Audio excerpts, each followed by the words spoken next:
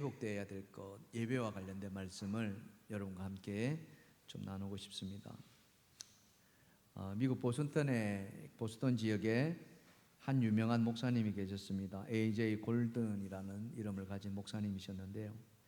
어느 날 이분이 목양실에서 설교 준비를 하다가 그만 깜빡 잠이 들었습니다.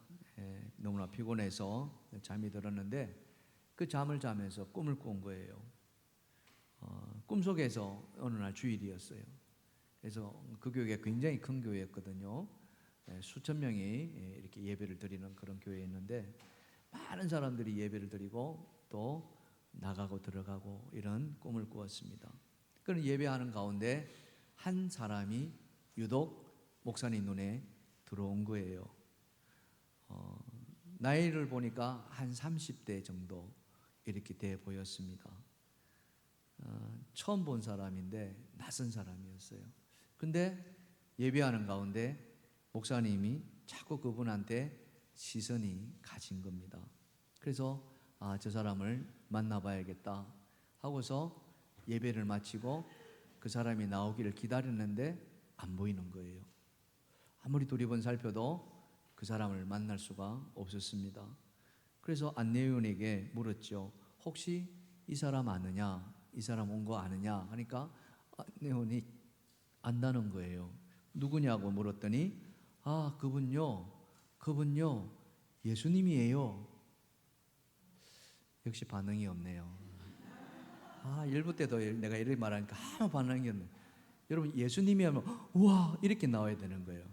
그분요 예수님이에요. 꼭 이래야 되는지 모르겠어요.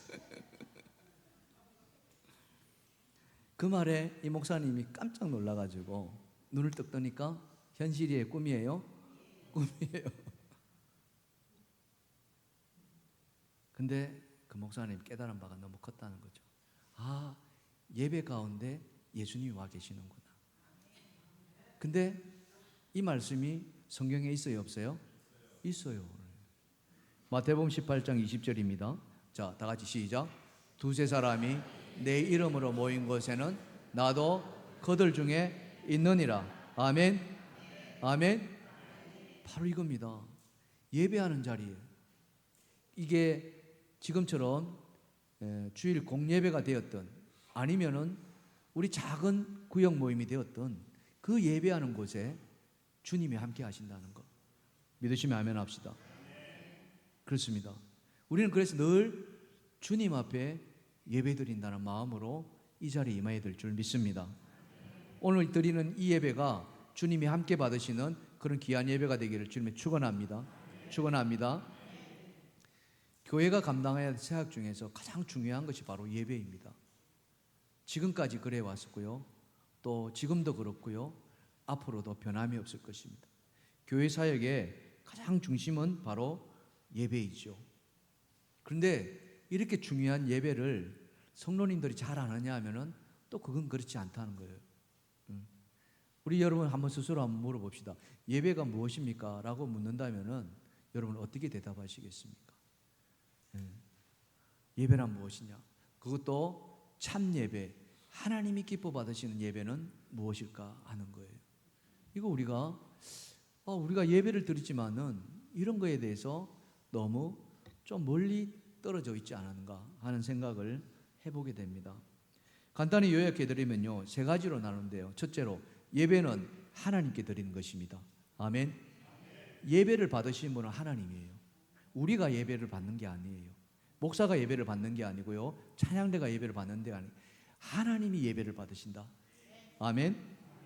두 번째는요, 이 예배는요 하나님의 영광을 드러내야 된다. 하나님 이름을 높여야 되는 거예요. 할렐루야. 우리는 거기에서 아무것도 아닌 거예요. 우리는 하나님의 이름을 높여드리는 자에 불과한 자들이에요. 그리고 마지막으로 뭡니까?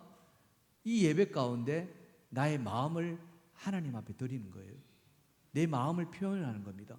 정성을 표현하는 거죠. 그래서 예배를 간단하게 요약하면 뭐냐? 하나님께 우리의 마음을 다 쏟아내는 것이다. 우리의 마음을 표현하는 것이에요.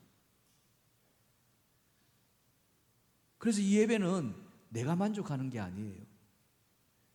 여러분 가운데는 이런 생각도 있을 거예요. 아, 오늘 내가 은혜 많이 받았네. 그렇게 느낄 때가 있잖아요. 그죠? 근데 은혜 받는 게 맞는 말이죠. 근데 정확하게 말하면은 내가 은혜 받는 게 예배가 아니라는 거죠. 예배는 누구한테 드리는 거다? 하나님 앞에 드리는 거예요. 그게 예배예요. 거꾸로 이야기하면은 아, 오늘 목사님 설교 죽 썼네. 아, 이것도 맞지 않는다는 거죠. 그 표현이 적절하지 않습니다. 이 예배는 누구에게 드리는 거예요? 하나님 앞에 드리는 거예요. 하나님 앞에 드린 예배를 목사님이 죽 썼네 어쨌네 이렇게 말할 자격이 우리한테 과연 있을까? 그 생각한다면은 그래서는 안 된다는 거죠. 그래서 우리는 예배는 하나님 앞에 내 마음을 어떻게 표현할까? 그죠? 그 표현하는 거예요. 어떻게 하면은 하나님이 기쁘게 받으신가? 이거예요. 그래서 오늘 저와 여러분이 나누고 싶은 것은 이 예배 가운데 반드시 우리가 회복되어야 될 것이 있다. 그것을 우리가 한번 오늘 말씀과 같이 살펴보려고 합니다. 하나님이 기쁘시게 받으시는 그 예배 속에서 무엇이 과연 회복되어야 되는가? 우리가 놓치고 있는 것이죠. 자, 첫 번째입니다. 다 같이 시작. 예배 가운데에 하나님의 은혜가 회복되어야 된다. 뭐가 회복되어야 된다고요? 하나님의 은혜. 우리가 은혜 받고 안 받고 그거는 문제가 아니라 하나님의 은혜가 우리 가운데 임해야 된다는 거예요. 그걸 너무 우리가 잊어서는 안 됩니다. 자, 오늘 본문은 이사야가 하나님의 선지자로 부름받을 때 있었던 이야기입니다. 특별히 이사야가 환상을 이렇게 보게 되는데요. 오늘 본문 1절에 이렇게 시작합니다. 자, 같이 읽읍시다. 시작. 우시야 왕이 죽던 해에 내가 본즉 주께서 높이 들린 보좌에 앉으셨는데 그의 옷자락은 성전에 가득하였고, 여러분 하나님이 영이시기 때문에 눈에 보여요, 안 보여요? 보이는 우리 육안으로 보는 게 아니에요. 이건 환상이에요. 환상. 그렇게 이해를 하셔야 됩니다. 근데 이 말씀을 자세히 보면은요, 제가 빨간 글로 이렇게 표시를 해뒀잖아요. 왕이 죽었어요. 그러면은 기쁜 일이에요, 슬픈 일이에요? 슬픈 일이에요. 국가적인 애도 기간입니다. 모든 백성이 왕의 죽음을 슬퍼하는. 그래서 짧게는 몇 달에서부터 길게는 한 달, 1년까지 그 애도 기간을 잡지 않습니까? 그런데요, 그 마지막에 보니까 성전에 보좌에 앉으셨는데 주님께서 그의 옷자락이 가득했다 이렇게 나오거든요. 성전에 옷자락이 가득했다는 것은 이거는 은혜가 임하였다는 거예요. 왕이 죽었는데 성전에 하나님의 은혜가 임했다. 이게 앞뒤가 맞아요, 안 맞아요? 이건 안 맞는 거예요. 모순입니다. 옷자락이 여러분, 이 옷자락을 표현할 때는 은혜가 덮여지는 걸 말하는 거거든요. 은혜가 덮여지는, 은혜를 입는다는 거예요. 어디에 말씀이 나오냐면은 룻기스에 나오는 그 말씀이 나와요. 룻기스를 읽어보시면은 나오미와 룻이 나오잖아요. 누가 시어머니고 누가 며느리예요? 나오미가 시어머니고 룻이 며느리죠. 거꾸로 하시면 안 돼요. 이 룻이 이 시어머니 나오미를 따라서 나오미의 고향인 베들레헴으로 돌아가지 않습니까? 그런데 여전히 먹을 게 없었어요. 그래서 이삭 죽게 하러 갑니다. 추수할 때 떨어진 이삭을 주워서 그걸 가지고 배를 채우는 거예요. 한 번은 그 이삭을 주우러 가는데 그 이삭 줍는 그 밭이 누구의 땅이었어요? 보아스라는 그 친족의 땅이었습니다. 그래서 이 나오미가 룻에게 시키죠. 만일 잔치를 벌려서 추수하고 나서 이렇게 먹고 마시고 하다가 보아스가 잠이 들면은 너는 그의 발치에 잠을 자거라 이렇게 시키는 거예요.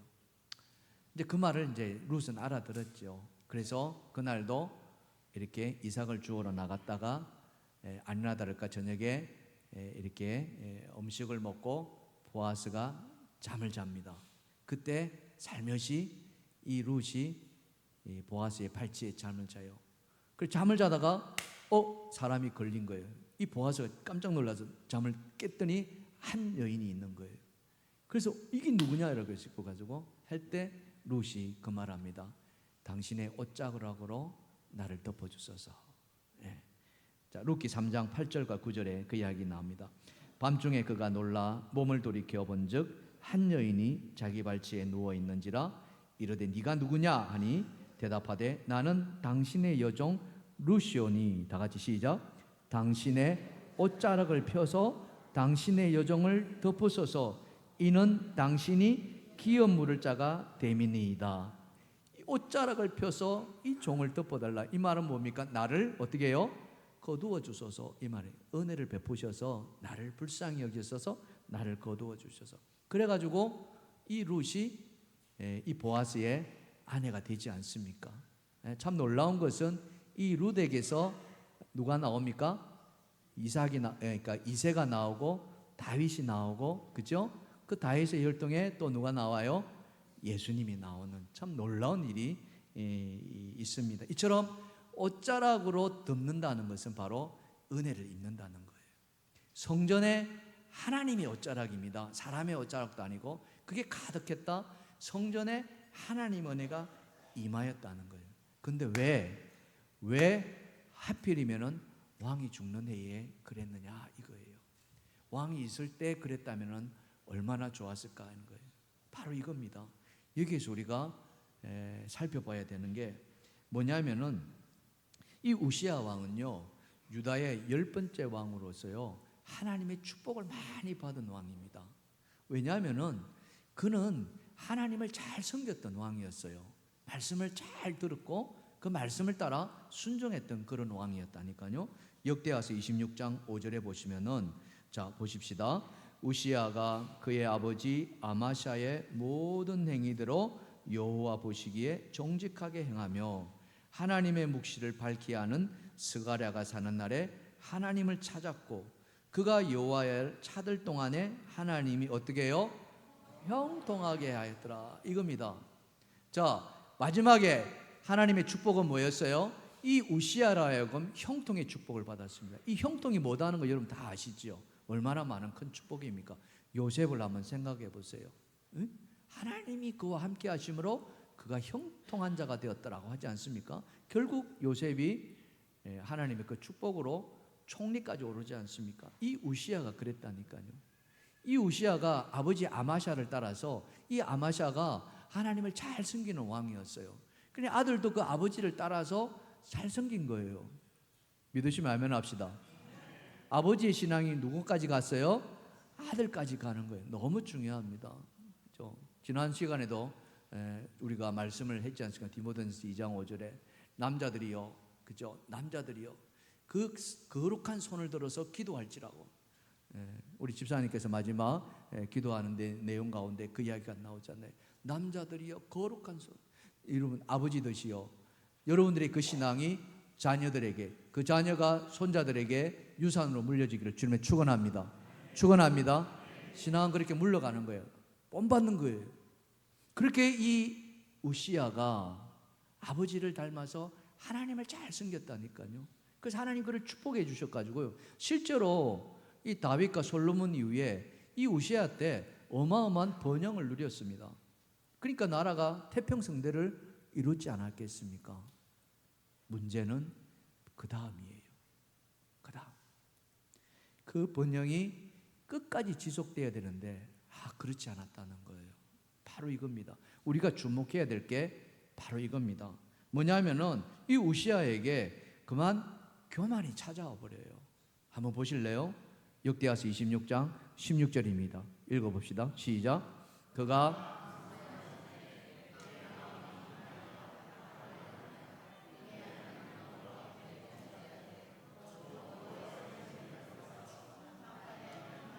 자 보세요. 강성해진 것은 하나님의 축복이죠. 그렇지 않아요? 왕이 강성해졌다는 것은 나라가 강성해졌다는 거, 하나님의 축복입니다. 그 강성한데 뭐가 찾아왔어요? 교만이 찾아온 거예요. 이게 안 와야 되는데. 그래서 악을 행합니다. 누구한테요? 하나님께요. 어떤 악입니까? 말씀을 어겨버리는 거예요. 계명을 어깁니다. 여러분, 저 마지막에 여호와의 성전에 들어가서 향단에 분향한지라, 이게 범죄입니까? 범죄가 아닙니까? 범죄라고 생각하시면 손 들어보세요. 범죄가 아니라고 생각하시면 손 들어보십시오. 이것도 아니고 저것도 아니라고 생각하시면 손 들어보세요. 이게 말씀을 모르면요, 이게 범죄인지 아닌지 모른다니까요. 이게 범죄예요, 범죄 아니에요? 범죄라니까요. 왜요? 저 분향을 누가 할 수 있어요? 제사장이 할 수 있다니까요. 왕이 할 수 있어요, 없어요? 못합니다. 해서는 안 돼요. 성전과 관련된 모든 일은 누구한테요? 제사장한테, 레위지파한테만 했지 왕이라고 할 수 없었다니까요. 이건 하나님 앞에 말로 다 할 수, 하나님의 말씀을 그대로 정면으로 어기는 일이에요. 우시아만 그랬습니까? 아니에요. 여러분 사울왕 아시죠? 사울왕이 몇 번째 왕이었어요? 첫 번째 왕이에요. 이스라엘의 첫 번째 왕. 얼마나 좋았겠습니까? 말씀을 보면은 그 이스라엘 첫 번째 왕인 사울이 겸손했어요, 안 겸손했어요? 대단히 겸손했어요. 왕이 되는 건 나는 지파 중에서 제일 작은 지파. 무슨 지파? 베냐민 지파. 그 중에서도 제일 작은 지파. 뭐 이렇게 하면서 나는 아닙니다 막 숨고 이랬잖아요. 그랬던 사울이 왕이 되었어요. 그러니 얼마나 좋겠습니까? 그래서 막 왕으로서 뭔가 하려고 이렇게 하는데 덜커덕 어떤 일이 벌어지냐면은 이 블레셋이 쳐들어옵니다. 네, 블레셋 어마어마한 군사를 유다를 치러 오는 거예요. 그러니 이 사울왕이 놀래가지고 전국에 군인들을 다 모읍니다. 온갖 군인들, 그죠? 오합지주들이 다 모여요. 뭐 제대로 훈련이나 되어 있겠습니까? 왕이 된 지 두 번째 2년밖에 안 됐는데. 그래서 이제 전쟁을 하려고 하는데 불안하잖아요. 과연 내가 이길 수 있을까? 응? 오합지주 저쪽에 보니까 뭐 어마어마하잖아요. 여러분 블레셋 하면 누가 생각납니까? 골리앗 생각나잖아요. 그렇죠? 엄청난 군대란 말이에요. 그러니 이 사울왕에 무슨 마음이 생기냐면 하나님의 도우심을 구하자. 이 전쟁은 하나님의 전쟁이지 않느냐. 그러면 어떻게 해요? 하나님 앞에 제사를 드려야 된다는 거예요. 근데 제사는 누가 드린다? 제사장. 그때 당시에 제사장이 누구였어요? 사무엘 선지자였잖아요. 근데 사무엘 선지자 그 자리에 없는 거예요. 그래서 사무엘 선지자한테 기별해가지고 빨리 와서 제사를 좀 드려달라. 그렇게 해가지고 약속을 했는데 사무엘 선지자가 약속한 날짜에 와요, 안 와요? 안 와요. 그러니 마음이 조급해요, 안 조급해요? 조급한 거예요. 백성들도 마찬가지예요. 사무엘 선지자가 와야 될 날에 안 오니까 백성들이 우와, 하나님 우리를 버리신 거 아닌가? 그래가지고 백성들 사이에 막 전열을 이탈하는, 도망치는 백성들이 막 생겨나기 시작하는 거예요. 그러니 누가 급해집니까? 사울왕이 급해지는 거예요. 마음이 급해지고 이렇게 하다가 완전히 그냥 다 도망가면 어떻게 되냐? 나라가 쫄딱 망하는 거 아니냐? 그래가지고 급기야 어떤 일을 벌입니까? 자기가 그냥 제사를 드려버렸다. 하나님 앞에 사무엘 선지자 오지도 않았는데 하나님 앞에 자기가 막 제물 바쳐가지고 제사를 드려버립니다. 누가 드리면 어떻겠냐? 이렇게 했죠. 그렇게 충분히 생각할 수도 있습니다. 하나님 앞에 제사 드리는데 뭐 어때? 뭐 어때?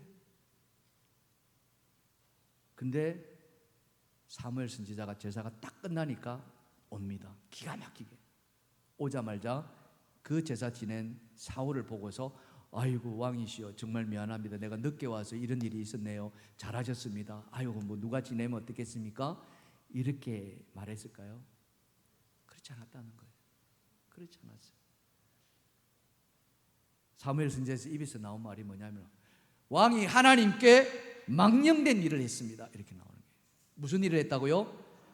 망령된 말씀을 어겼다는 거죠. 하나님을 거역한 것입니다. 그러면서 왕의 나라가 길지 않을 것입니다. 이제 이 말은 쉽게 말하면은 이제 끝났습니다. 이렇게 나오는 거예요. 결국 사울 왕은 하나님으로부터 버림받았어요, 안 받았어요? 버림받았습니다. 버림받아. 우시아 왕이 그랬다니까. 우시아 왕이 하나님 앞에 자기가 그냥 성전에 들어가서 분향해 버렸다는 거예요. 얼마나 하고 싶었겠습니까? 에? 내가 뭐 왕인데 이까짓 거 못하랴? 얼마든지 그럴 수 있습니다. 근데 그게 성경은 뭐라고 이야기했습니까? 교만이라고 이야기하는 거예요. 교만. 교만이 다른 게 아닙니다. 교만이 찾아오면요, 딱 두 가지 특징이 나타나는데, 그게 뭐냐? 첫 번째는 뭡니까? 하나님 말씀을 멀리 해버립니다. 말씀이 떠나가 버려요. 두 번째는 뭡니까? 말씀이 떠나가면 하나님을 떠나갑니다. 예배를 소홀히 해버립니다. 그게 특징입니다. 우리 자신의 삶을 한번 돌아보십시오. 여러분 지난날의 삶을 한번 젊었을 때나 또 이럴 때 한번 돌아보세요. 참 그때는 가난했고 힘들게 살 때였고 막 이럴 때 그때 하나님 어떻게 섬기셨습니까? 정말 갈급한 심령으로, 그죠? 그렇게 섬기지 않으셨습니까? 하나님 앞에 기도하고, 하나님 또 어떤 문제가 생기고 고난이 찾아왔을 때 얼마나 하나님 앞에 매달렸습니까? 하나님 이것만 지나가게 한다면, 이것만 지나가게 한다면 정말 내가 하나님 앞에 충성을 다해서 섬기겠습니다. 그렇게 간절히 기도하며 하지 않았습니까? 자녀를 키울 때는 어땠습니까? 하나님 우리 아이가 대학에만 가기만 한다면, 대학만 보내기 주신다면, 합격만 한다면 정말 내가 그렇게 하지 않았습니까? 근데 대학에 들어가고 나서 어떻게 됐나 이거죠. 우리가 하나님으로부터 많은 복을 받았습니다. 그래서 우리가 이만큼 지금 와 있는 거예요. 하나님의 축복인 줄 믿습니다. 축복인 줄 믿습니다. 하나님의 돌보심이고 하나님의 은혜죠. 근데 이게 좀 어때요? 좀 이렇게 내가 살만해지고, 좀 내가 돈이 좀 모아지고, 좀 내 은행에 보니까 통장에 계좌에 좀 두둑하게 들어가 있고, 땅도 저기 가니까 좀 있고, 또 물려받은 것도 있고,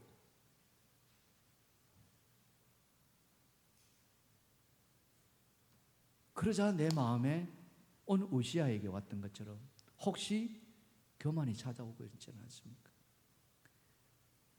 내가 예배 자리에 정말 사모하는 마음으로 빠짐없이 드리려고 정말 그렇게 하고 있는가? 제가 이렇게 이 동일교회에 와서 했던 것 중에 하나가 첫날 새벽 드림 기도회를 합니다. 다른 날은 새벽 기도 못 하더라도 매달 첫 번째 날은 우리 하나님 앞에 이 한 달을 한번 맡겨 드립시다. 그렇게 해서 이 가족 기도 제목, 그죠? 이 카드도 나눠 드리고, 여러분 적어 오시면은 제가 이걸 가지고 이 강대상에서 새벽에 기도할 때 여러분 가정을 위해서 기도해 드리겠습니다. 3년일째 하고 있습니다. 잘하신 분들도 계시고, 그런데 이 일은 나하고 상관없어 라고 혹시 그런 마음이 여러분 안에 있지는 않습니까? 만일 그렇다면은, 만일 그 마음이라면, 그래서 아니면 또 다른 이유로 나는 집이 멀었어요, 아침 새벽에 오기가, 나는 또 출근해야 되기 때문에 뭐 이래서, 아니 꼭 이것만이 아니라 지금 우리 교회 교육관 건축을 위해서 뭘 하고 있습니까? 111 릴레이 기도하고 있습니다. 한 구역이 하루 1시간만, 매일 공휴일과 주일과 토요일은 빼고 월요일부터 금요일까지 약속 하나님 앞에. 왜? 이 건축은 하나님의 영광을 위해서, 하나님 나라를 위해서 우리가 해야 하기 때문에 우리가 할 수 있는 것은 기도밖에 없습니다. 여러분 그 기도 제목 와보신 분 아시겠습니다. 그 기도 제목 읽으시면서 기도하자고 했잖아요. 그 나와 있는 기도 제목대로 지금 다 이루어져 가고 있어요. 와보신 분들은 아시잖아요. 그런데 그 112 기도, 특히 이거는 교육관 건축이기 때문에 다음 세대를 위해서 하는 거잖아요. 그럼 누가 더 많이 나와서 기도해야 됩니까? 우리 학부형들이 더 많이 나와서 하셔야 되지 않겠습니까? 어린이부, 청소년부, 청년부, 그 부모님들이 더 많이 나와서 기도해야 되는데 안타깝게도 그렇지 않아요. 제가 우리 청장년교구 구역장님 하시는 분들, 그 구역에서 기도할 때 보면은요, 구역장님만 나오겠어요. 물론 아이들이 있어서 그런 이유가 되겠죠. 아이 오면 어떻습니까? 같이 기도하는데 아이한테 얼마나 좋은 교육의 기회입니까? 애들아, 이 기도는 네가 알아듣든 못하든 너희들을 위해서 지금 기도하는 거란다. 그렇죠?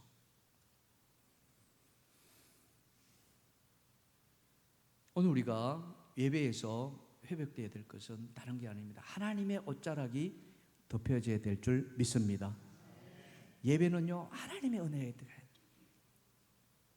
내가 안 그래요. 그래서 우리가 그 은혜가 덮여지기 위해서는 교만함이 들어오면 안 돼요.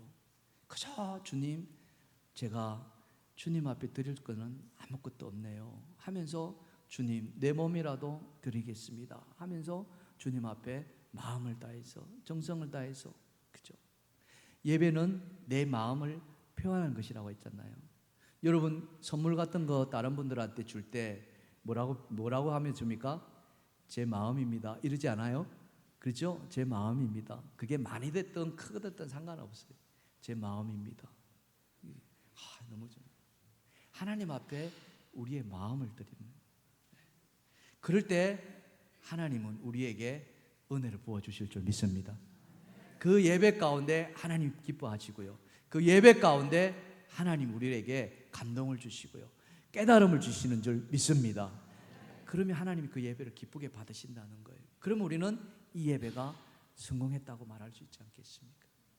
사랑하는 성도 여러분, 그 예배 자리에 하나님의 은혜가 여러분 안에 회복되어지시기를 주님으로 축복합니다. 축복합니다. 자, 두 번째로 그러면은 이 예배 가운데 회복되어야 될 게 뭐냐? 자, 두 번째입니다. 다 같이 시작. 죄의 고백과 용서입니다. 이 예배 가운데 반드시 있어야 될 것은 뭐냐? 죄의 고백과 용서, 이겁니다. 자, 이사야가 본 환상 중에서요, 하나님의 성전이 그의 하나님의 옷자루로 덮였다, 은혜로 덮였다고 했지 않았습니까? 그것만 있었느냐 하면은 또 그게 아니에요. 말씀을 오늘 읽어보면은 누가 나옵니까? 스랍들이 나옵니다. 스랍. 이 스랍들이 날개가 있다 그러죠? 몇 개가 있어요? 6개가 있습니다. 이 천사들 말하는 거예요. 스랍. 이 천사들이 하는 일이 뭐냐? 오늘 말씀해 보니까 하나님을 찬양하더라. 자, 본문 3절과 4절입니다. 다 읽어봅시다. 시작. 서로 불러 이르되 거룩하다 거룩하다 거룩하다 만군의 여호와여, 그의 영광이 온 땅에 충만하더라 하더라. 이같이 화답하는 자의 소리로 말미암아 문지방의 터가 요동하며 성전의 연기가 충만한지라. 여러분, 이 장면을 한번 상상해 보시면 어떨까요? 눈을 감으시고요, 한번 상상해 보세요. 마치 영화의 한 장면입니다. 여러분, 창에 있습니다. 성전에 창이 있는데 그 창으로 햇살이 쫙 비쳐 들어와요. 그러면 빛이 들어오는 게 아마 눈에 보일 거예요. 눈을 감고 상상해 보시니까 눈 뜨고 있으면 어떡합니까?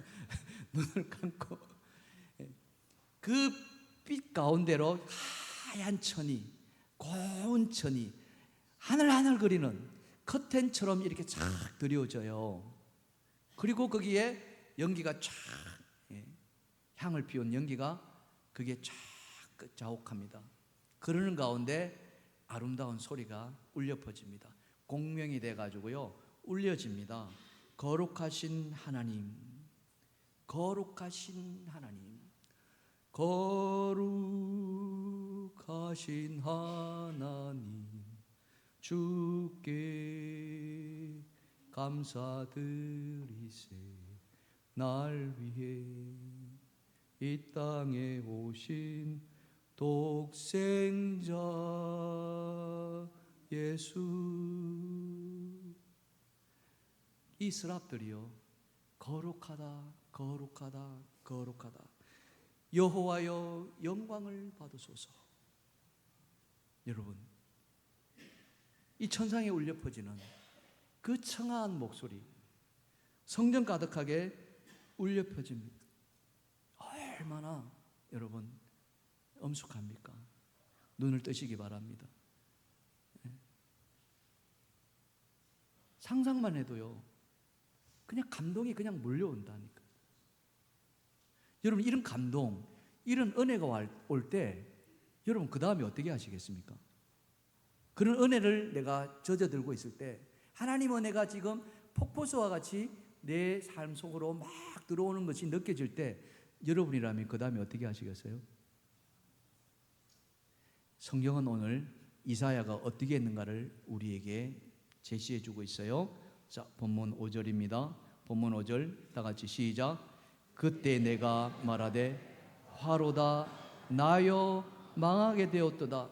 나는 입술이 부정한 사람이요 나는 입술이 부정한 백성 중에 거주하는 만군의 여호와이신 왕을 배웠음이로다. 화로다 망하게 되었도다. 나는 입술이 부정하나이다. 지금 뭐 하고 있어요? 회개하는 거예요. 회개. 자기 죄를 고백하는 거예요. 하나님의 은혜가 임하면은요, 그 은혜 앞에 견딜 수가 없는 거예요. 주여, 내가 죄인입니다. 하나님의 그 거룩하심 앞에 몸서리가 치는 거예요. 이사야는 그랬겠다니까요. 내 입술에 죄가 이 입에서 나오지 않습니까? 지금 우리가 새벽에 큐티인 새벽 말씀 묵상하는데 그 말씀 가운데 자꾸 이 말씀, 입술에 대한 말, 그죠? 그 말씀이 계속 반복되고 있어요. 우리 죄가 이렇게 시작된다니까요. 노하기를 더디하는 자, 분을 쉽게 내는 자, 다 이야기하고 있어요. 이사야가 그렇게 하나님 앞에 은혜가 임하는 걸 보고서 자기가 죄인됨을 고백하는 거예요.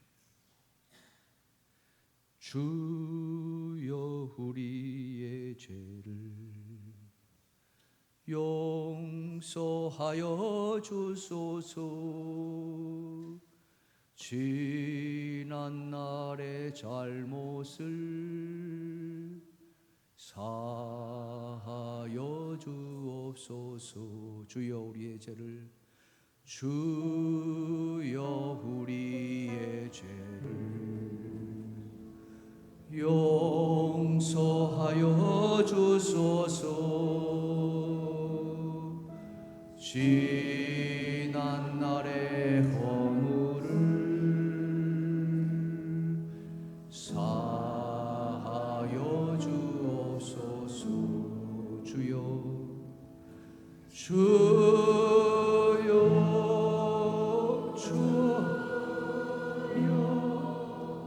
나의 죄를 위하여 주여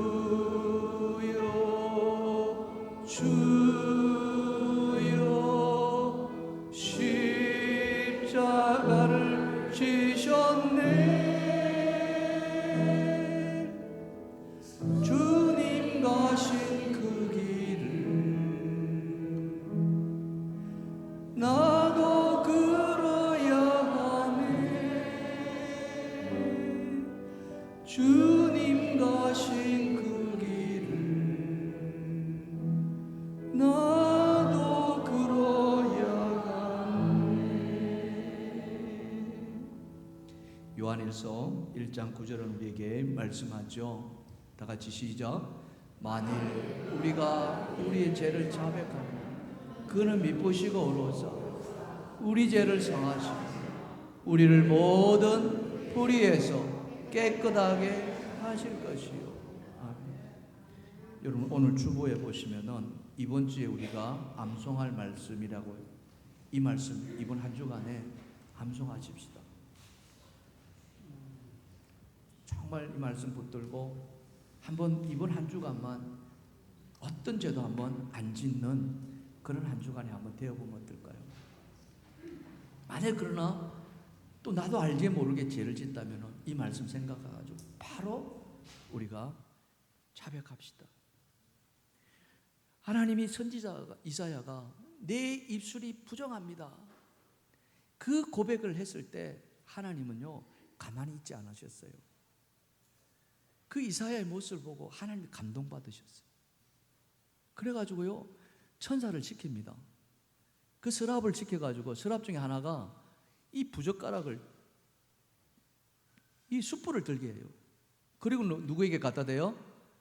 그 이사의 입술에 탁 갖다 대는 거예요. 입술에. 본문 6절과 7절입니다. 자, 다 같이 시작. 그때에 서랍 중에 하나가 부젓가락으로 제단에서 집은 바 피인 숯을 손에 가지고 내게로 날아와서 그것을 내 입술에 대며 이르되 보라, 이것이 내 입에 닿았으니 내 악이 제하여졌고 내 죄가 사하여졌느니라 하더라. 아멘. 내 악이 제하여졌고 내 죄가 사하여졌느니라. 아멘. 하나님은 이러신 분이세요. 하나님 우리 죄를 고백하기만 한다면 그 죄가 무엇이든 상관이 없어요. 성령을 모독하는 죄가 아니라면 다 사하심을 받는다고 하였으니 우리가 어떤 죄를 짓더라도 주여 내가 죄인입니다라고 하나님 앞에 마음을 쏟아냈는다면 우리 하나님은요, 그래 네가 네 죄를 고백하니 내가 어떻게 용서하지 않을 수가 있겠니? 오늘 이사야 선지자에게 네 악이 제하여졌고 네 죄가 사하여졌느니라고 했죠. 우리의 죄를 사해 주실 줄 믿습니다. 하나님이 찾으시는 것은요 다른 게 아니에요. 하나님은 우리가 우리 자신이 죄인됨을 고백하는, 이걸 다른 말로 뭐라고 표현합니까? 상한 심령이라 그러거든요. 하나님 앞에 상한 심령, 나 이런 사람입니다, 이게 아니라 우리가 잘된 것 가지고 막 하나님 제가 이렇게 막 사장이 되고요 뭐가 되고, 이게 아니라 하나님 앞에 주님 제가 죄인이에요, 이게 하나님 앞에 상한 심령이라니까요. 시편 51편 17절입니다. 다 같이 시작. 하나님께서 구하시는 제사는 상한 심령이라.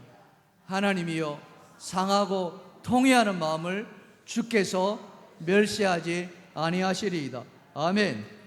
믿으시면 아멘 합시다. 하나님이 구하시는 건 뭐라고요? 우리의 상한 심령. 하나님 앞에 우리가 죄인됨을 고백하는 그겁니다. 그게 바로 겸손이란 거 아니겠습니까? 여러분, 전쟁과 평화를 또 부활을 선 러시아의 대문호가 누구입니까? 톨스토이라는 분 아닙니까? 이분이 쓴 책 가운데 이런 이야기가 있습니다. 두 여인이 어떤 목사님을 찾아갑니다. 그러면서 목사님한테 자기 죄들을 위해서 좀 기도해 달라고, 하나님 앞에 용서를 좀 구해달라고 이렇게 부탁을 하죠. 그러자 목사님이 어떤 죄를 지었는지 한번 말해보시라 이랬더니 한 여인은 자기는 막 너무너무 큰 죄를 지었습니다. 말도 못할 죄를 지었습니다. 정말 너무 큰 죄니까 정말 나를 위해서 기도해달라고 그렇게 했어요. 그러냐고. 그 다음 여인에게 묻습니다. 당신은 무슨 죄를 지었습니까? 그러니까 아이고 저는 뭐 그렇게 큰 죄는 아니고요, 그냥 뭐 소소한 죄, 잘잘한 죄, 뭐 그냥 지나가도 되는 죄만 좀 지었습니다. 그러는 거예요. 그러냐고. 자, 그럼 내가 기도하기 전에 내가 한 가지 부탁을 하겠다. 잘 따라서 해주시면 좋겠다. 지금 밖에 나가서 큰 죄를 지었다고 생각하시는 분은 자기 죄만큼 큰 돌을 하나 구해가지고 가지고 오십시오. 그렇게 말을 했고요. 또 소소한 죄, 잘잘한 죄를 지은 얘기는 당신이 지은 죄만큼 그 죄들을 주워가지고 그 돌들을, 잘잘한 돌들을 주워서 치마폭에 가져오십시오. 이렇게 두 사람을 내보냈어요. 그 한참 시간이 지나서 그 여인들이 다시 왔습니다. 큰 죄를 지은 여인들은 진짜 자기가 감당하기 힘든 그런 큰 돌을 주워가지고 머리에 이고 낑낑거리면서 이렇게 온 거예요. 그러면서 목사님 앞에 내려놔서 목사님 제가 이렇게 큰 죄를 지었습니다. 그러니까 아 그러시냐고. 잘잘한 죄를 지어온 여인들은 치마폭에다가 이 잘잘한 돌들을 막 이따만큼 주워온 거예요. 그러면서 쏟아놓으면서 목사님 제가 이렇게 보이다는 이 조그만한 죄들을 이렇게 제가 많이 지었네요. 이렇게. 아 그러시냐고. 그럼 하나만 더 부탁하자고. 그러니까 뭡니까? 지금 가지고 온 이 돌들을 원래 있던 자리에 그대로 갖다 놓으세요. 이렇게. 그리고 다시 오세요. 그럼 제가 기도해 드리겠습니다. 두 여인 중에 누가 고민에 빠집니까? 누가 고민에 빠져요? 잘 자란 죄를 지은 죄. 큰 돌을 주고 온 여자는 그 돌이 어디 있는지 알아요, 몰라요? 자기 죄를 안다는 거예요. 근데 잘 자란 죄, 생각지도 않는 죄, 그 죄들은 우리가 회개 안 했다는 거죠. 혹시 우리가 지은 죄들이 어디에 해당되고 있습니까? 여러분 한번 생각해 보세요. 큰 죄입니까? 만약 그랬다면 우리는 감옥에 가 있겠죠. 근데 우리는 진짜 생각지도 않은 잘 자란 죄들을, 어떠면은 그 죄를 짓고서도 아이고 이 정도는 뭐 하나님 패스하시겠죠. 뭐. 내가 하나님 앞에 어떻게 섬겨왔는데, 그러지 않았을까요?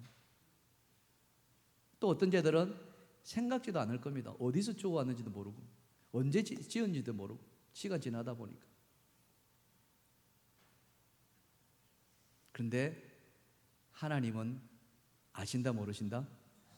아신다. 바로 그겁니다. 하나님 모르지 않으시다는 거죠. 그래서 하나님은 이 예배 가운데 우리에게 뭘 원하십니까? 회개하기를 원하신다는 거예요. 뭔가를 이루어가지고 하나님 제가 이렇게 이루었습니다, 이거 받아주세요, 이 영광, 이게 아니라 하나님은 우리의 상한 심령, 주님 제가 이런 죄를 지었네요, 제가 이런 죄입니다, 그걸 받으신다. 그런 죄를 이 예배 가운데 고백하고, 그러면서 그 예배 고백을 들으신 하나님은 말씀 가운데 치유하시고 회복시켜 주시는 줄 믿습니다. 이 예배가 그렇게 여러분들의 상처가 치유되고, 그것을 보시면서 하나님이 내 자녀들이 치유되어 가는 모습을 보시면서 기뻐하시는, 얼마나 기뻐하시겠습니까? 여러분 자녀들이, 여러분 시집 보낸 딸이, 또 장가 보낸 아들이 잘 살면 되는데 그렇지 않을 때가 있잖아요. 막 아웅다웅 싸우게, 그래가지고 막 엄마한테 전화해, 엄마 나 김서방 때문에 나 못 살겠어. 김서방이 뭐 어땠는데? 엄마가 한번 살아봐봐. 그래 내가 어떻게 기도해 주면 좋겠니? 엄마가 기도해 주는 거예요. 딸이 하지 못했던 그 죄들을 기도해 주는 거예요. 그러면서 그 딸이 그 김서방하고 회복됐을 때 그건 누가 제일 기뻐하겠어요? 그 엄마가 기뻐하지 않겠어요? 우리 하나님 기뻐하지 않겠습니까? 여러분들이 그 많은 아픔을 가지고, 그 많은 죄를, 나는 당당해, 나 잘못한 거 없어, 여러분 그게 교만입니다. 내가 한 건 당연한 거야, 나는 정당했어, 정당방위야. 하나님 앞에 그런 게 어디 있겠습니까? 그냥 하나님 제가 잘못했습니다, 저를 용서해 주십시오. 그게 상한 심령이고, 하나님 그 통회하는 그 심령 용서하시고 위로하시고 회복시켜 주시는 줄 믿습니다. 그 회복이 있으면은요 아름다워지는 거예요. 그러면요 은혜가 회복되는 거예요. 오늘 우리가 드리는 이 예배가 그런 예배가 되어지기를 주님의 축원합니다.